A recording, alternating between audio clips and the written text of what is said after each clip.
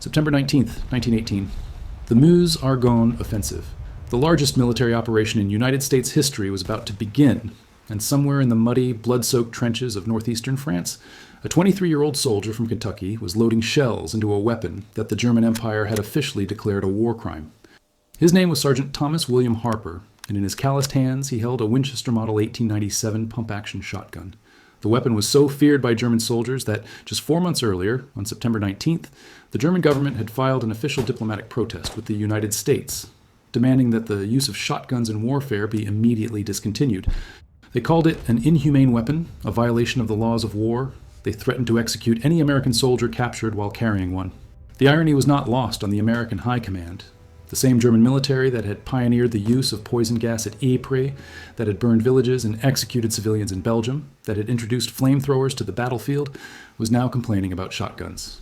Secretary of State Robert Lansing's response was direct and unambiguous. The United States would not discontinue the use of shotguns for any reason whatsoever, and if Germany executed any American prisoner for carrying one, the United States would respond in kind. But Thomas Harper wasn't thinking about diplomacy or international law as he crouched in that trench, rain dripping from the rim of his helmet, his fingers methodically feeding brass shells into the loading port of his shotgun. He was thinking about his brother Samuel, who had died 6 months earlier in this same sector. His body never recovered from the crater where a German artillery shell had found him. He was thinking about his mother back in Harlan County, who had received 2 telegrams in 1 year, the first announcing Samuel's death, the second informing her that Thomas had volunteered for one of the most dangerous assignments in the American Expeditionary Forces. He was a trench clearer. If you're watching this and you haven't already, please take a moment to hit that subscribe button and click the like icon. This story is one that deserves to be told, and your support helps us bring more historical narratives like this one to life. Now, let's continue. The role of trench clearer had emerged from necessity. By 1918, the Western Front had become a nightmare landscape of interconnected fortifications, a labyrinth of trenches, bunkers, and dugouts that stretched from the Swiss border to the English Channel. The standard infantry tactics that had defined warfare for centuries were useless here. Soldiers with bolt-action rifles found themselves helpless in the close quarters of trench fighting, where the enemy might appear suddenly from around a corner where there was no time to work a bolt action, where a missed shot meant death. The Germans had developed their own solution. They called them Sturmtruppen, stormtroopers, elite soldiers armed with submachine guns, grenades, and flamethrowers, trained to infiltrate and overwhelm enemy positions through speed and violence of action. The Americans needed an answer. What they found was something that had been perfected on the American frontier, the pump-action shotgun. Thomas Harper had grown up hunting in the hills of eastern Kentucky, and he had been shooting shotguns since he was old enough to hold one. When the Army began recruiting soldiers with shotgun experience for specialized assault teams, he had been among the first to volunteer. The Army issued him a Winchester Model 1897, modified for trench warfare with a shortened barrel and a bayonet lug. They called it the trench gun, but the soldiers who carried them had their own name for the weapon, the trench sweeper. The Winchester 1897 had a feature that made it particularly devastating in close combat. It had no trigger disconnector. That meant that if you held down the trigger and pumped the action, the weapon would fire with each pump. A skilled shooter could empty all 6 rounds in less than 2 seconds, sending a wall of buckshot down a narrow trench that nothing could survive. Thomas had become very skilled. The rain had been falling for 3 days now, turning the trenches into rivers of mud and filth. Thomas sat on an ammunition crate, his shotgun across his knees, watching the gray light of dawn slowly illuminate the eastern horizon. Around him, the men of his assault team were making their own preparations. Private First Class. Michael O'Brien, a former coal miner from Pittsburgh with forearms like tree trunks, was sharpening his trench knife on a whetstone. Corporal James Wilson, a schoolteacher from Ohio who had lied about his age to enlist, was writing what might be his final letter home. Private Antonio Russo, a first-generation Italian immigrant from Brooklyn, was crossing himself and murmuring prayers in a mixture of English and Italian. There were 12 of them in all, 12 men who would be among the first Americans to go over the top when the artillery barrage lifted. Their objective was a German strongpoint designated Hill 142, a fortified position that had resisted 3 previous assault attempts. Intelligence reported at least 3 concrete bunkers, multiple machine gun nests, and an unknown number of German defenders dug into a network of trenches and tunnels.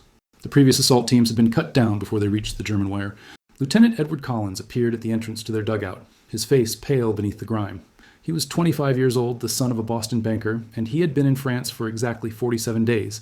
He had commanded the assault team for exactly 12 of those days, ever since Lieutenant Morrison had caught a sniper's bullet through the throat. "15 minutes, Collins said, his voice steady, despite the fear Thomas could see in his eyes. "Artillery lifts at 0545. We go immediately after." Thomas nodded and rose to his feet, feeling the familiar weight of the shotgun in his hands. He had 60 rounds of double-aught buckshot in the pouches on his belt, plus a Model 1911 pistol with 3 spare magazines, a trench knife, and 4 grenades. He had learned through hard experience what it took to survive in the trenches. "Harper," Collins said, lowering his voice so the others couldn't hear, "I need you to take point." It wasn't a request. Thomas understood what the lieutenant was really saying. Collins was new, untested, and terrified. He needed someone who knew what he was doing to lead the way. "Yes, sir," Thomas said. The artillery barrage that preceded the attack was unlike anything Thomas had ever experienced. He had lived through bombardments before, had felt the earth shake, and heard the deafening roar of high explosives, but this was something different. This was the combined firepower of over 2,000 American and French guns, firing in coordinated waves that seemed to tear the very sky apart. The ground trembled continuously, and Thomas could feel the vibrations in his teeth, in his bones, in his soul. He thought about his father, who had died in a mining accident when Thomas was 16, crushed beneath a collapsed tunnel in a coal mine, not so different from the German bunkers he was about to assault. He thought about the promise he had made to his mother before he shipped out, that he would come home, that he would take care of her the way his father had. He wondered if he would be able to keep that promise. At precisely 5:45 in the morning, the artillery fell silent. The sudden absence of noise was almost more jarring than the barrage itself, a ringing, echoing emptiness that seemed to press against Thomas's eardrums. For a long moment, nothing moved. Then the whistles began to blow. Thomas was up and over the parapet before he had consciously decided to move, his body operating on pure training and instinct. The ground between the American trenches and the German lines was a moonscape of craters and debris, churned by years of artillery fire into a sea of mud and broken earth. Barbed wire, twisted and torn by the bombardment, reached up like skeletal fingers to catch at his uniform as he ran. Around him, other shapes were emerging from the trenches, hundreds of doughboys advancing in a ragged line toward the German positions. Thomas didn't look at them. His focus was entirely on the ground ahead, searching for the telltale signs of German resistance. He found them almost immediately. The first German machine gun opened fire from a position on the left flank, the distinctive hammering of a Maxim gun cutting through the morning air. Thomas saw soldiers falling, saw the line waver and begin to break, and he made a decision that would define the rest of his life. Instead of going to ground like the soldiers around him, he ran toward the gun. The machine gun position was a shallow pit, reinforced with sandbags, manned by a crew of 3 German soldiers who were too focused on the advancing American line to notice the single figure sprinting toward them from an oblique angle. Thomas covered the distance in seconds, his boots churning through the mud, his breath coming in ragged gasps. He was 15 feet away when one of the Germans finally spotted him. The man's eyes went wide, and he tried to swing the machine gun around, but Thomas was already raising his shotgun.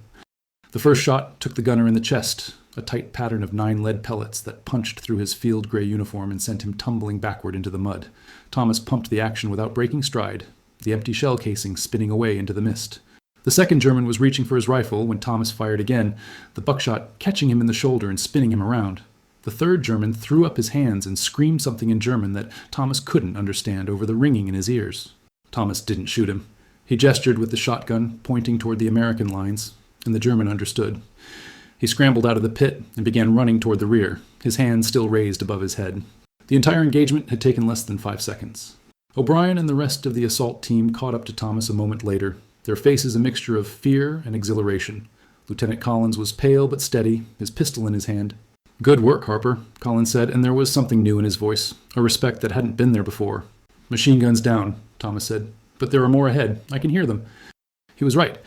As they advanced toward Hill 142, the German resistance intensified. Machine guns opened fire from multiple positions, forcing the American advance to slow to a crawl. Soldiers dove into shell craters for cover, pinned down by interlocking fields of fire that seemed to come from every direction. The assault was stalling. Thomas found Lieutenant Collins huddled in a crater with the remains of their assault team. Wilson had taken a bullet through the leg and was being bandaged by Russo. 2 other members of their team hadn't made it out of no man's land at all. "We can't stay here," Thomas said, raising his voice to be heard over the constant crack of rifle fire. "They'll zero artillery on this position." Collins nodded, but his eyes were unfocused, overwhelmed by the chaos around him. Thomas recognized the signs. He had seen good men freeze under fire before, their minds simply unable to process the horror of what they were experiencing. "Lieutenant," Thomas said, gripping Collins by the shoulder, "where are the bunkers?" Collins blinked, seemed to return to himself. He pulled a crumpled map from his pocket and pointed with a trembling finger. 3 of them, here, here, and here. They're connected by a communication trench. Thomas studied the map, committing the positions to memory. The bunkers formed a triangle with interlocking fields of fire that covered every approach. Taking them head-on would be suicide, but there was another option. The communication trench, Thomas said. If I can get into it, I can take the bunkers from inside. Collins stared at him. That's insane. You'd have to cross 50 yards of open ground just to reach the trench entrance. I've done worse, Thomas said, and he meant it. He didn't wait for permission. He simply checked that his shotgun was fully loaded, took a deep breath, and launched himself out of the crater. The next few seconds were a blur of mud and noise and terror. Thomas ran in a zigzag pattern, changing direction every few steps, making himself as difficult a target as possible. Bullets snapped past his head, kicked up dirt at his feet, tugged at his uniform. He felt a burning sensation along his left arm and knew he had been grazed, but he didn't slow down. The entrance to the communication trench appeared suddenly out of the smoke, a dark gash in the earth reinforced with wooden planking. Thomas dove into it headfirst, tumbling down a short flight of steps and landing in a heap at the bottom. He was inside. The communication trench was narrow and dark, lit only by the pale gray light filtering in from above. The walls were reinforced with wooden planks and corrugated metal, and the floor was a river of ankle-deep mud. Thomas could hear voices ahead, German voices, shouting orders and calling out positions. He began to move. The first bunker was 30 yards down the trench, a concrete structure built into the side of the excavation. Thomas could see light spilling from the entrance and hear the steady hammering of a machine gun firing from within. He paused at the corner, steadied his breathing, and then moved. He came around the corner with his shotgun already raised and firing. The first shot caught the German soldier standing guard at the entrance, dropping him before he could raise his rifle. Thomas was through the door and into the bunker in the same motion, pumping and firing in a continuous rhythm that filled the confined space with thunder and smoke. There were 6 German soldiers inside the bunker, crewing a heavy machine gun that was pouring fire into the American advance. Thomas killed 3 of them before they even knew he was there.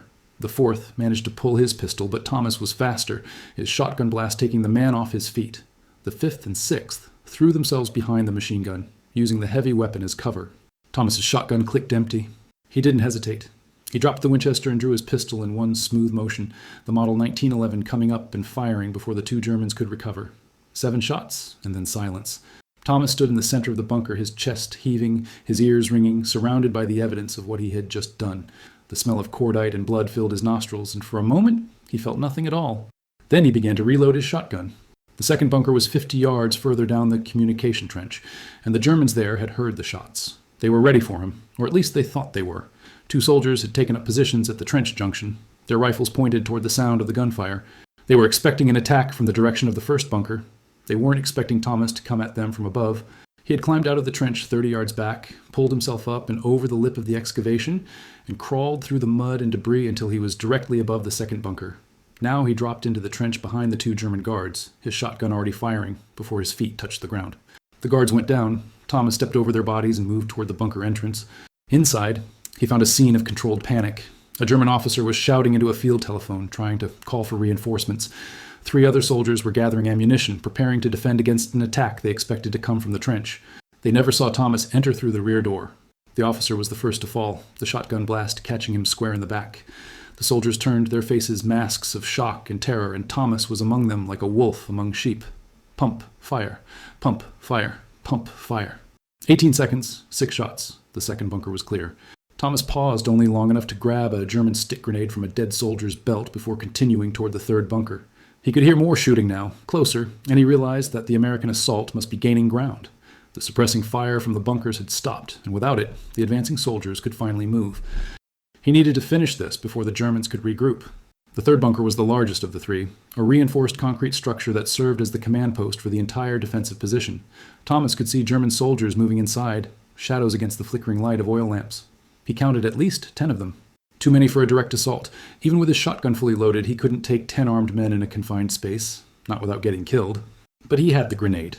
Thomas pulled the cord on the stick grenade and counted to 3, then lobbed it through the bunker's open doorway. He threw himself flat against the trench wall and covered his ears. The explosion was deafening, a concussive blast that shook dirt loose from the walls and sent a cloud of smoke billowing from the bunker entrance. Thomas was up and moving before the echo had faded, his shotgun leading the way. Inside, chaos. The grenade had done its work, scattering the German soldiers and filling the bunker with smoke and dust. Thomas moved through the confusion like a ghost, firing at anything that moved, pumping his shotgun with mechanical precision. 5 shots, 6 soldiers down. The remaining 4 Germans had taken cover behind an overturned table, their rifles pointing toward the door. They hadn't seen Thomas come in through the smoke, hadn't realized that the threat was already among them. Thomas circled around behind them, moving silently through the haze, and opened fire from point-blank range. 2 minutes and 14 seconds. That was how long it had taken him to clear 3 German bunkers. When Lieutenant Collins and the rest of the American assault force finally reached Hill 142, they found Thomas Harper sitting on an ammunition crate outside the 3rd bunker, his shotgun across his knees, his uniform soaked with mud and blood. Around him lay the evidence of what one man with a trench gun could do in the hands of someone who knew how to use it. Collins counted the bodies later, 23 German soldiers. Thomas had killed them all. "My God," Collins whispered. Thomas looked up at him with eyes that seemed to belong to someone much older, someone who had seen too much and done too much to ever be young again. "The position is secure, sir," he said. "I recommend we dig in before they counterattack." The news of what Thomas Harper had done spread through the American expeditionary forces like wildfire. Soldiers who had been pinned down by the bunker's machine gun fire had watched in disbelief as the shooting simply stopped, one bunker after another falling silent. When they finally understood what had happened, that a single sergeant with a shotgun had accomplished what 3 previous assault teams had failed to do, Thomas became a legend. The brass wanted to give him a medal. The newspapers wanted to make him a hero. General Pershing himself sent a personal commendation, praising Thomas's courage and tactical brilliance. Thomas wanted none of it. In the days following the assault, he retreated into himself, speaking only when spoken to, performing his duties with mechanical efficiency, but showing none of the warmth or humanity that his comrades remembered. At night, he lay awake in his bunk, staring at the ceiling, seeing the faces of the men he had killed. It was O'Brien who finally confronted him about it, 3 days after the battle. The big Irishman found Thomas, sitting alone in a shell crater, cleaning his shotgun with obsessive attention to detail, and sat down beside him without asking permission. "You saved a lot of lives up there," O'Brien said. Thomas didn't look up from his work. "I took a lot of lives up there. German lives, the enemy. They were men, O'Brien. They had families. Mothers who are going to get telegrams telling them their sons are dead, just like my mother got when Samuel died." O'Brien was silent for a long moment. When he spoke again, his voice was softer, tinged with an understanding that came from shared experience. "I killed a man in a bar fight once, back in Pittsburgh, before the war. He pulled a knife on my brother, and I hit him with a chair. Didn't mean to kill him, but he fell wrong, cracked his head on the floor." O'Brien paused, his eyes distant. "I spent 6 months in jail for it, had a lot of time to think. You know what I realized?" Thomas finally looked up, something flickering in his eyes. "I realized that feeling bad about it was the right thing to feel. It meant I was still human. It meant I hadn't become something I couldn't live with." O'Brien put a hand on Thomas's shoulder. "You feel bad about what you did up there? Good. You should. But don't let it break you. Those men were trying to kill your brothers, your American brothers, and you stopped them." Thomas stared at O'Brien for a long moment, and then something seemed to shift in his expression. Not acceptance, exactly, but acknowledgement, recognition of a truth he had been trying to deny. "How do you live with it?" Thomas asked. "One day at a time," O'Brien said. "You find something worth living for, and you hold on to it. For me, it's getting home to my wife and daughter. For you?" He shrugged. "That's something you'll have to figure out for yourself." The conversation didn't heal Thomas. Nothing could do that, not completely, but it gave him something to hold on to, a framework for understanding what he had become and what he needed to do to survive. He found other things too, small moments of connection that reminded him why he was fighting. There was the French family they billeted with during a brief rest period, a widow and her 2 young children who had lost everything to the German occupation. Thomas spent an afternoon helping repair their damaged farmhouse, using skills he had learned as a boy in Kentucky. And the gratitude in the woman's eyes when she thanked him was something he carried with him for the rest of the war. There was the letter he received from the mother of one of the soldiers who had been pinned down during the assault on Hill 142. Her son had survived, she wrote, because someone had silenced the German machine guns that had been killing his friends. She didn't know who that someone was, but she wanted to thank them. She wanted them to know that her boy was coming home because of what they had done. Thomas kept that letter in his pocket, next to the photograph of his mother. And there was the friendship that developed between Thomas and Lieutenant Collins, a bond forged in the shared experience of combat that transcended the differences in their backgrounds. Collins, the Boston aristocrat, and Thomas, the Kentucky hill boy, discovered that they had more in common than either would have expected. They both loved poetry. They both missed their mothers.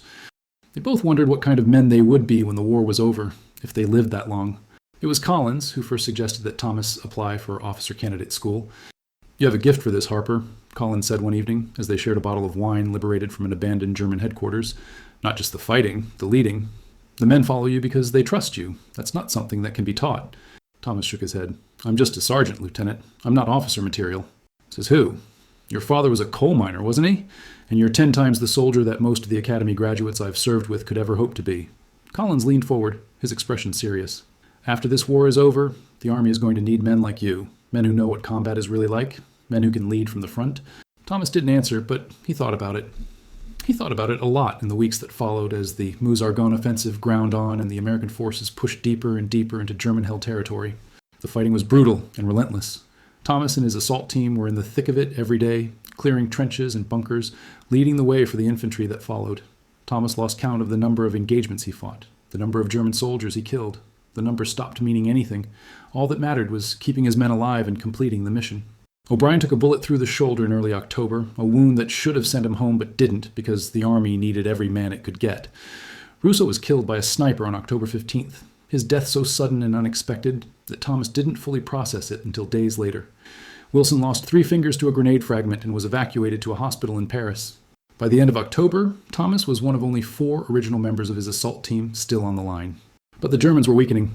Thomas could see it in the way they fought, the desperation in their eyes, the increasing numbers of soldiers who surrendered rather than die defending positions that couldn't be held. The great German spring offensive that had nearly won the war 6 months earlier had exhausted the Kaiser's armies, and now the Americans were making them pay for every inch of ground they had gained. On November 4th, Thomas's unit received orders to assault a fortified village that the Germans were using as a supply depot. Intelligence reported heavy resistance, including at least 2 company-strength units of German infantry dug in among the ruined buildings. It would be the bloodiest fight of Thomas's war. The assault began at dawn with an artillery barrage that reduced half the village to rubble. Thomas led his team in behind the barrage, moving through the smoke and debris toward the German positions. They encountered resistance almost immediately, German soldiers firing from the windows and doorways of the buildings that still stood. Thomas fell back on the tactics that had served him well throughout the war. He moved fast, used cover effectively, and applied overwhelming firepower at close range. His shotgun was devastating in the narrow streets and cramped interiors of the village, and he cleared building after building with the same brutal efficiency he had displayed at Hill 142. But the Germans weren't giving up. For every position Thomas cleared, another seemed to spring up behind him. The fighting devolved into a chaotic house-to-house brawl, with neither side able to gain a decisive advantage. It was in one of these buildings that Thomas found himself alone, separated from his team by a collapsed wall, facing 3 German soldiers who had been waiting in ambush. His shotgun was empty, his pistol was jammed. All he had was his trench knife and the desperate will to survive. The first German came at him with a bayonet, a young soldier who couldn't have been more than 18. Thomas sidestepped the thrust and drove his knife into the man's side, feeling the blade grate against bone before finding flesh. The German screamed and fell, and Thomas was already moving, using the body as a shield against the second soldier's rifle shot. The bullet went wide. Thomas closed the distance before the German could work the bolt, and then they were grappling on the floor, fighting for control of the rifle. Thomas was stronger, hardened by years of manual labor and months of combat, and he wrenched the weapon away and used the butt to strike the German in the face. Once, twice, 3 times, until the man stopped moving. The third German had fled. Thomas could hear his footsteps receding down a hallway, and for a moment he considered pursuing, but his body had nothing left to give. He slumped against the wall, breathing hard, his hands shaking with exhaustion and adrenaline. That was how Collins found him 10 minutes later, sitting in a pool of blood that wasn't entirely his own, his trench knife still clutched in his hand. "Harper," Collins said, his voice thick with emotion. "Goddamn Harper." Thomas looked up at him and managed a weak smile. "Village is secure, sir, mostly." Collins laughed, a sound that was half sob, half genuine amusement. "You impossible bastard. You beautiful, impossible bastard." He helped Thomas to his feet and supported him as they walked out of the building, into the pale morning light of a village that had been purchased with blood and courage and sacrifice. The war ended 7 days later. Thomas was in a field hospital when he heard the news, being treated for a minor wound he had received during the assault on the village. The armistice had been signed at 11 o'clock in the morning on November 11th, 1918. The guns had finally fallen silent. Around him, soldiers were celebrating, shouting and crying and embracing each other with the desperate joy of men who had survived something that should have killed them. Nurses were weeping openly, and even the doctors, hardened by years of treating the most terrible wounds imaginable, allowed themselves to smile. Thomas felt none of it. He lay in his hospital bed, staring at the ceiling, and thought about the 23 men he had killed at Hill 142.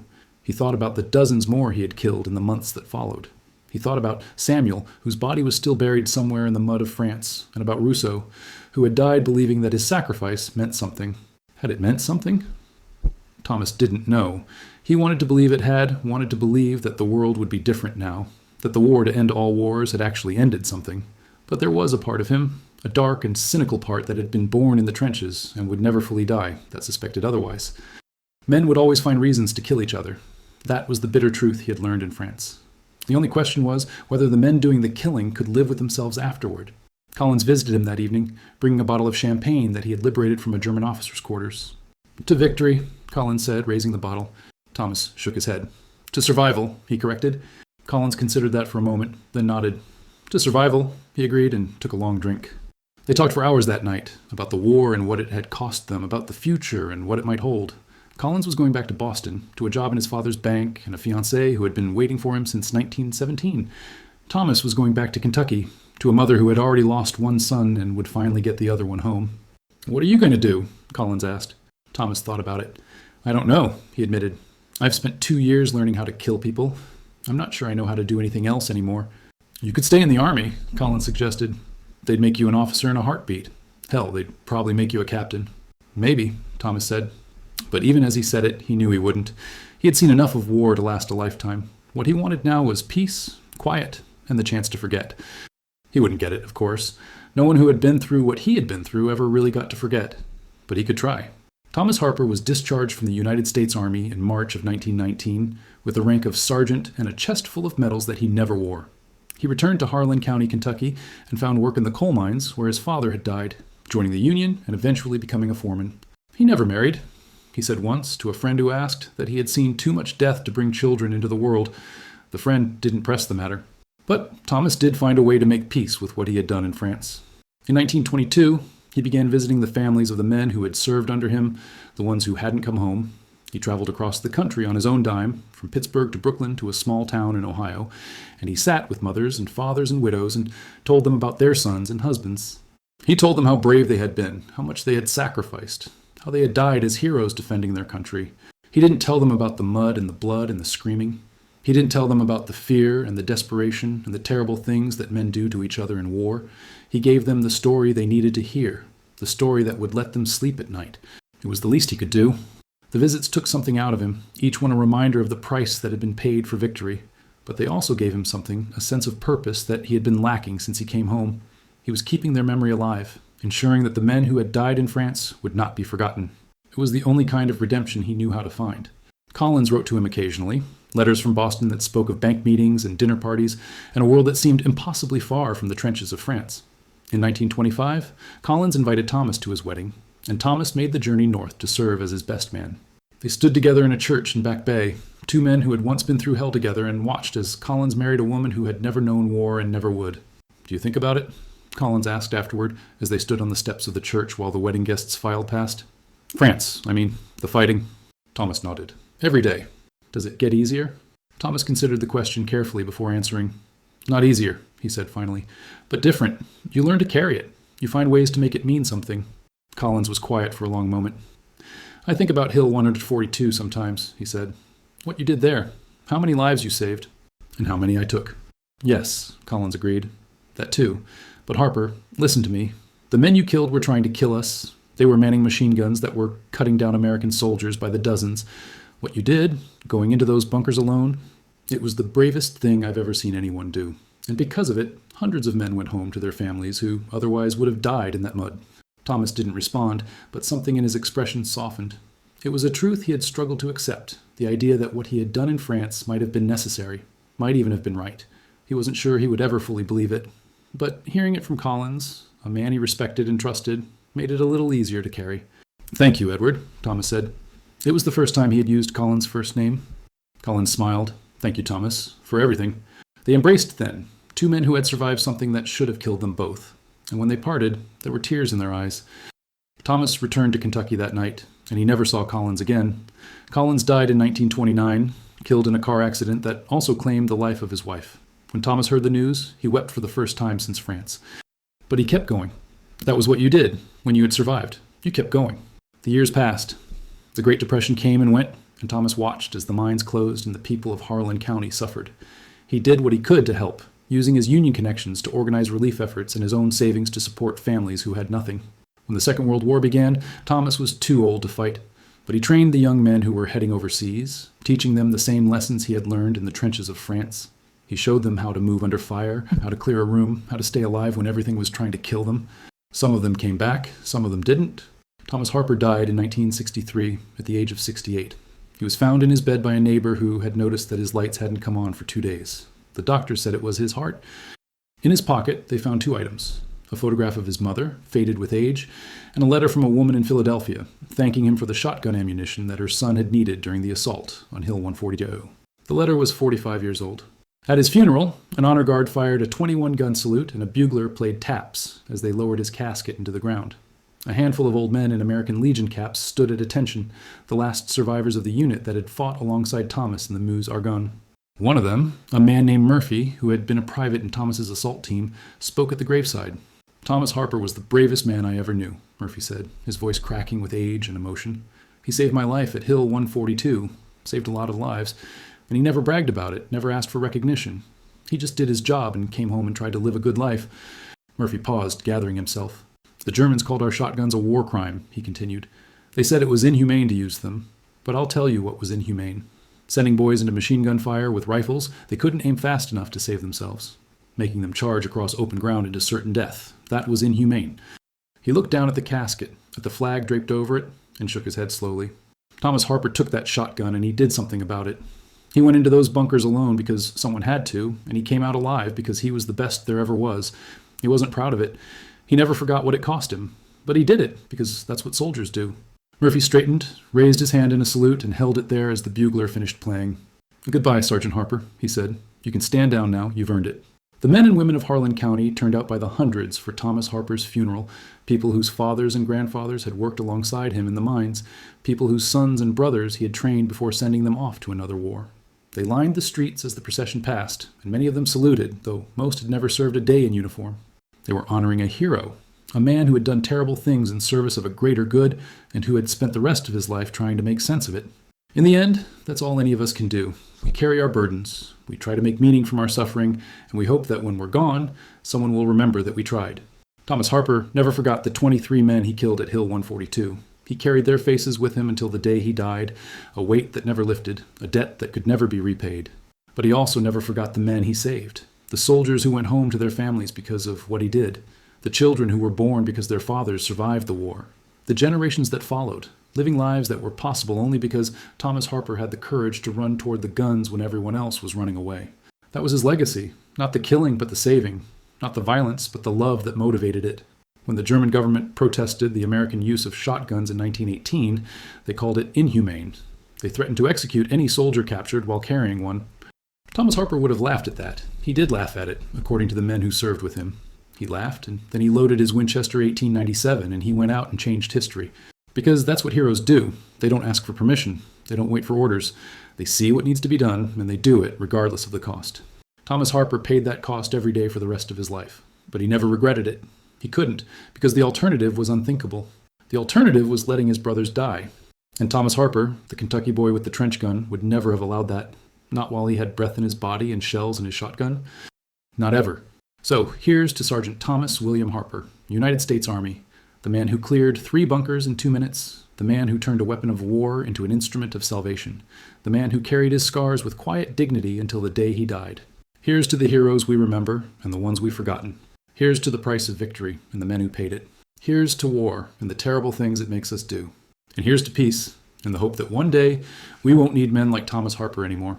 But until that day comes, we should remember them. We should honor them. We should tell their stories so that future generations will understand what was sacrificed on their behalf. That's why I told you this story today. Because Thomas Harper deserves to be remembered. Because the men who died at Hill 142 deserve to be remembered. Because the soldiers who carried trench guns through the mud of France, who faced execution if captured, who did the impossible because the possible wasn't enough, deserve to be remembered. And now you know. Now you can carry this story with you, and maybe someday you'll tell it to someone else. That's how we keep them alive. That's how we honor their sacrifice. One story at a time. Thank you for watching. Thank you for remembering. And if you found this story meaningful, please share it with someone who needs to hear it. Because the world is full of people who have forgotten what courage looks like, who have never known the price of freedom, who take for granted the sacrifices that made their lives possible. They deserve to know. We all deserve to know. Because the day we forget, the day we stop telling these stories, is the day we lose something precious, something irreplaceable. The day we forget is the day they truly die. So don't forget, don't let them die. Remember Sergeant Thomas William Harper. Remember the trench gun. Remember Hill 142. And remember that sometimes the things they tell us are impossible are only impossible until someone is brave enough to try. Thomas Harper was that someone, and the world is better for it.